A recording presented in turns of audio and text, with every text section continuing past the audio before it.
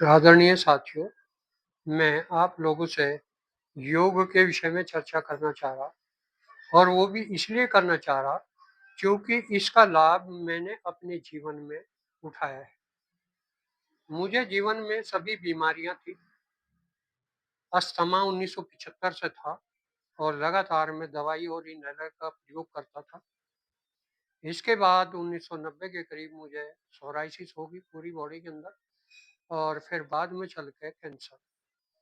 तो इन बीमारियों का मैंने सभी जगह इलाज करवाया, लेकिन कहीं कोई लाभ मुझे नहीं मिला। अंत में मैंने योग को अपने जीवन में अपनाया और सभी बीमारियां केवल 6 महीने के अंदर दूर हो गई।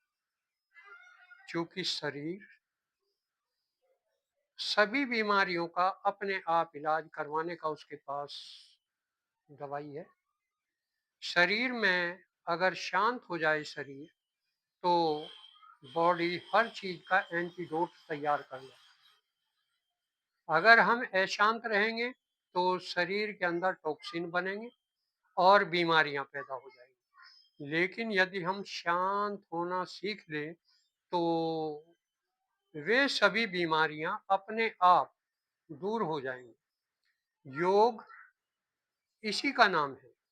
महर्षि पातंजलि योग के जनक हैं और उन्होंने पहले सूत्र में ही लिखा है, अतः योगा अनुशासनम। योग क्या है? योग अपने ऊपर नियंत्रण करने की कला और अपने आप को जानने का विज्ञान है। महर्षि पतंजलि ने योग दर्शन के अंदर 195 सूत्र दिए हैं, जिसमें सभी तरह की जानकारियां दी गई। पहले सूत्र में अपने आप को जानना, मैं कौन हूं। आज तक मैं शरीर और संसार से जुड़ा रहा और संसार की जानकारियां मैं इकट्ठा करता रहा, लेकिन अपने आप को जानने का किसी के पास समय नहीं है। जबकि कितने आश्चर्य की बात है कि उसे अपने आप को जानना चाहिए, मैं कौन। आदमी शरीर को ही अपना स्वरूप समझ बैठा और सारा जीवन शरीर को खुआने में, शरीर को नुआने में, शरीर को पहराने में और शरीर के भोग भोगने में वो लगा रहता। जबकि मैं शरीर नहीं हूँ। यह शरीर मेरा है। किसी से हर कोई कहता है, ये मेरा हाथ है, ये मेरा सिर है, ये मेरा पैर है, ये मेरा शरीर है। जब ये मेरा शरीर है तो मैं तो नहीं हूं, मैं तो इससे अलग हूं। शरीर मेरा है तो मैं कौन, ये जानने का नाम ही योग है। महर्षि पातंजलि ने समझा है कि हमारा जन्म लेने का केवल एक ही उद्देश्य है, अपने आप को जानना, शरीर और संसार से हटना। मैं अपने आप को तभी जान सकता हूं जब मैं शरीर और संसार से हटूं। लेकिन मेरे पास हर समय संसार का ही रास्ता है और मैं अपने आप को जानने की कभी कोशिश ही नहीं करता। शरीर जड़ है। ये केवल 5 तत्वों का बना है। ये नहीं, सारा ब्रह्मांड इन्हीं 5 तत्वों का बना हुआ है, जिसमें पृथ्वी, जल, अग्नि, वायु और आकाश, ये 5 तत्व हैं। जड़ संसार इन 5 तत्वों का बना हुआ है, लेकिन मैं चेतन हूं और मैं 24 तत्वों का बना हूं। इसमें 5 ये जड़ हैं जिससे शरीर बना, और जो 5 पंचभूत पृथ्वी, जल, अग्नि, वायु और आकाश, इनके 5 गुण हैं। पृथ्वी का गुण है गंध, जल का गुण है रस, अग्नि का गुण है दृष्टि और त्वचा का गुण है स्पर्श, कान का गुण है श्रवण। इन 5 गुणों को ग्रहण करने के लिए मेरे शरीर में 5 ज्ञानेंद्रिय लगाई है। आंख, कान, नाक, जिह्वा और त्वचा। तो 5 पंच महाभूत हैं उसके 5 गुण हैं और उन 5 गुणों को ग्रहण करने के लिए ये 5 ज्ञानेंद्र लगाई और उन पे कार्य करने के लिए 5 कर्मेंद्रिय लगाई। मेरा मुंह है, हाथ है, पैर है, बाथरूम का रास्ता और लैट्रिन का रास्ता, ये 5 कर्मेंद्रिय और 5 सॉफ्टवेयर है जो इसके अंदर डाला हुआ है, मन, बुद्धि, चित्त और अहंकार। तो 19 तत्वों का सूक्ष्म शरीर बना हुआ है इसके अंदर और 5 तत्वों का ये स्थूल शरीर बना हुआ है। मैं स्थूल शरीर यहीं छोड़कर चला जाऊंगा और ये जो 19 तत्वों का सूक्ष्म शरीर है, इसको आत्मा अपने साथ लेकर जाएगी, जिससे दूसरा शरीर धारण किया जाएगा। तो मैं सारा जीवन इस शरीर के ऊपर ही लगा दूं, लेकिन इस शरीर को बनाने और चलाने वाली जो शक्ति है वो आत्मा है।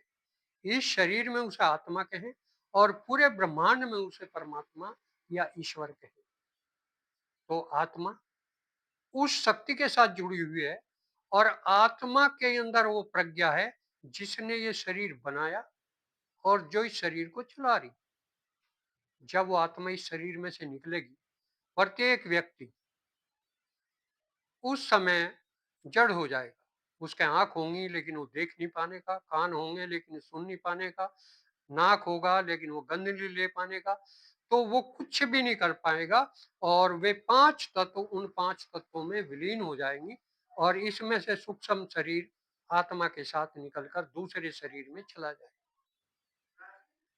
तो मैं कौन, इसको जानने के लिए महर्षि पतंजलि दूसरा सूत्र बता रहे हैं।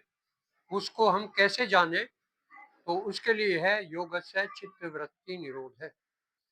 अगर आपका जो सूक्ष्म शरीर है उसमें मन, बुद्धि, चित्त और अहंकार, चित्त ऐसे है जैसे हमारे मोबाइल में चिप, चिप के अंदर मोबाइल जो भी आवाजें सुनता है, जो भी बोलता है या जो भी दृश्य देखता है, वो सब उसकी चिप में रिकॉर्ड होते चले जाते हैं। ये स्थिति मेरी है।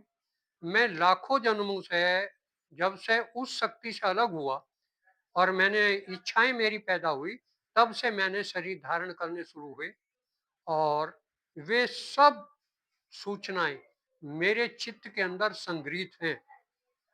चित्त दो काम करता है, या तो रिकॉर्ड करता है और जब बाहर की रिकॉर्डिंग नहीं मिलती तब जो चित्त में रिकॉर्ड है उसका वो स्फुरण करना शुरू कर देता है। वे सूचनाएं जो चित्त के अंदर संग्रहित हैं वे बाहर प्रस्फुटित होनी शुरू हो जाती है। वे उसको मन कहते हैं। मन केवल सूचनाओं का संग्रह है। इस संसार में सारे भोग मन के हैं। पैसा मन को चाहिए, मकान मन को चाहिए, अच्छा गाड़ी मन को चाहिए, मान सम्मान मन को चाहिए, हर कुछ मन को चाहिए। शरीर तो केवल कमाने और भोगने का साधन मात्र है। शरीर को कुछ नहीं चाहिए, शरीर जड़ है। इसके अंदर जो सूक्ष्म शरीर है जो 19 तत्वों का बना हुआ है, जिसमें 5 ज्ञानेंद्रिय, 5 कर्मेंद्रिय, 5 तन्मात्राएं, मन, बुद्धि और चित्त, अहंकार, ये 19 तत्व इस जड़ शरीर को चला रहा है। ये अपने आप नहीं चल रहा। जैसे गाड़ी को इंजन चला रहा, इसी तरह इसको भी सूक्ष्म शरीर चला रहा और सूक्ष्म शरीर को कारण शरीर चला रहा। कारण शरीर है हमारे विचार। जैसे गाड़ी के अंदर पेट्रोल है, वो इंजन को चला रहा, इंजन गाड़ी को चला रहा, हमें गाड़ी चलती हुई दिखाई दे रही, इंजन और पेट्रोल हमें दिखाई नहीं देते। इसी तरह इस शरीर में भी हमें 5 तत्वों का जो बना हुआ शरीर है जड़, केवल ये दिखाई देता है, लेकिन हम ये नहीं कभी सोचते कि इसको कौन चला रहा।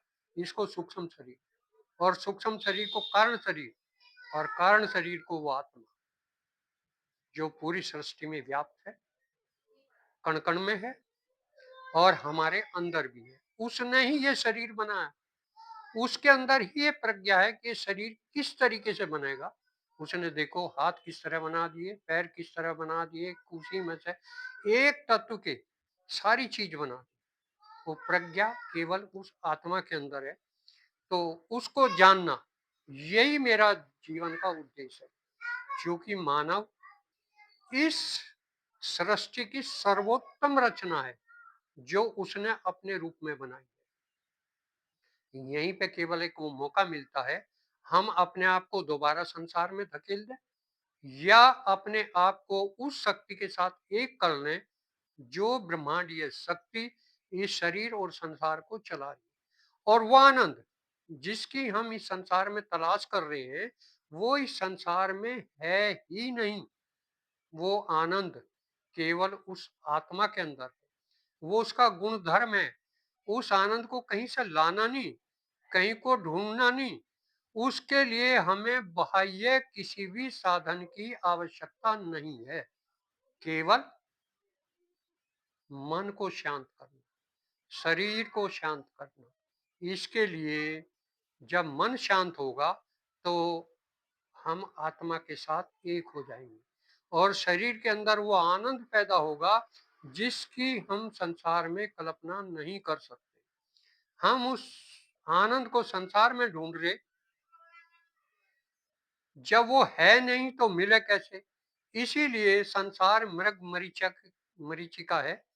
जैसे हिरन रेगिस्तान में प्यासा होता है और वो पानी को ढूंढता है। पानी रेगिस्तान में दूर दिखाई देता है, जो किरणों का परावर्तन है। जब तक दौड़ के हिरण वहां जाता है तो वो पानी और आगे दिखाई देने लगता है। फिर वो और दौड़ता है, फिर वो पानी और आगे दिखाई देने लगता है। तो पानी तो रेगिस्तान में है नहीं, तो उसे मिलेगा कहाँ से?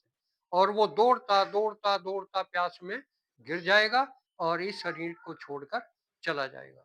ये स्थिति हमारी है। हम उस आनंद को इस संसार में ढूंढ रहे, जबकि संसार में वो आनंद है ही नहीं। वो आनंद केवल हमारी आत्मा में है। और मिलेगा कब? यही महर्षि पातंजलि समझा रहे हैं, योगस्य चित्त वृत्ति निरोध है। अगर अपने मन के अंदर उठने वालों विचारों को आप शांत कर दें तो इसी का नाम योग है, इसी का नाम मिलन है। जैसे दो और दो चार, दो और तीन पांच, तो वहां दो भी खत्म हो गया, तीन भी खत्म हो गया, केवल पांच रह गया, दो को जुड़ के एक बन गया। तो इसी तरह योग का मतलब दो चीजों का, एक आत्मा एक परमात्मा, हमने अलग अलग मान रखी है, जबकि वो अलग नहीं। उसी शक्ति को हम शरीर के अंदर आत्मा कहें और पूरे ब्रह्मांड के अंदर परमात्मा कहें। जैसे बूंद और समुद्र एक है, दो नहीं है। यदि समुद्र से उसका वाष्पन होगा तो वो ठंड पाते ही बूंद के रूप में बदल जाएगी, और जैसे ही गर्मी मिलेगी फिर वो वाष्पन हो जाएगा। फिर रात को उसे ठंड मिलेगी, फिर बूंद बन जाएगी। तो जैसे बूंद अपने स्वरूप को बदलती रहती है, तो वही स्थिति हमारी है। जब तक हम आत्मा को नहीं पहचानेंगे, हम जन्म दर जन्म इसी तरह लाखों करोड़ों जन्मों तक भटकते रहेंगे। तो आज केवल हमारे पास वो ज्ञान है, हम उस शक्ति को पहचाने, उसको जाने। तो हमारे जीवन का केवल एक ही लक्ष्य है, उस आत्मा को जानना, उस ब्रह्म चेतना को जानना। और वो केवल तभी जानी जा सकती है यदि हम शांत हो। मनुष्य सारा जीवन मन के वशीभूत होकर भागता रहता है, भागता रहता है, और थक हार के फिर वो इस शरीर को छोड़कर दूसरे शरीर में चला जा, फिर उस शरीर को पूरा कर दे। प्रकृति भी यही काम कर रही। जैसे आपने बीज बो दिया तो वो फसल तैयार हो जाएगी, और फिर बीज बना के फसल खत्म हो जाएगी, बीज फिर जमीन के अंदर जाएगा, फिर उसी फसल को पैदा कर देगा, फिर वो फसल तैयार होकर बीज बना देगी, फिर वो नीचे चला जाएगा। तो यही क्रिया लाखों करोड़ों जन्मों तक चलती रहेगी, जब तक बीज रहेगा। ये स्थिति हमारी है, कर्म हमारे बीज है, और ये शरीर पृथ्वी है। जैसे हमारी पृथ्वी, उसमें जो भी बीज बोओगे वो उसी का पालन पोषण करती है, और उसमें वे सब गुण धर्म होते हैं जो उसके बीज में होते हैं। अगर बीज आम का है तो पेड़ आम का बनेगा, मीठा बनेगा, और यदि नींबू का बो दो तो कड़वा बनेगा। तो केवल वही गुण धर्म उसमें आते चले जाएंगे जो उसके गुण में, उसके बीज में है। हमारे भी वही गुण धर्म होते चले जाएंगे जो हम कर्म करेंगे। तो आत्मा इसको चलाने वाली है, और इस शरीर से हम जो कर्म करेंगे उसी अनुसार हमें आगे के जन्म मिलते चले जाएंगे। अतः हमें केवल इस जन्म में यही जानना है कि हम कौन हैं। हम शरीर नहीं है, हम संसार नहीं है, हम तो शरीर और संसार को बनाने वाले हैं। महर्षि पातंजलि यही समझा रहे हैं कि ये प्रकृति भोगी पुरुष को उसका रूप, अपना रूप दिखा के भोग प्रस्तुत कर रही, और योगी पुरुष को उसका अपना रूप दिखा के मुक्त कर दे। उसे बता दे कि आप शरीर और संसार नहीं हो, आप शरीर और संसार के बनाने वाली शक्ति हो, और वो शक्ति इसमें आत्मा है, और पूरे ब्रह्मांड में परमात्मा है, ईश्वर है। तो अपने आप को जानने की विद्या योग है। आज हमने योग के रूप बदल दिए, योग के कई एक विभाग बना दिए, जैसे राजयोग, भक्ति योग, लय योग, कर्म योग, हठ योग। तो उसके अनेक भाग बना दिए, और वो जो असली योग है उससे हम हट गए। योग केवल उस आनंद को प्राप्त करने की विद्या है जो इस शरीर के अंदर है। उसके लिए हमें निरंतर साधना करनी पड़ेगी। और साधना क्या है? शरीर और संसार से हटना, इन शरीर के भोगों से हटना, इस शरीर मन को शांत करना,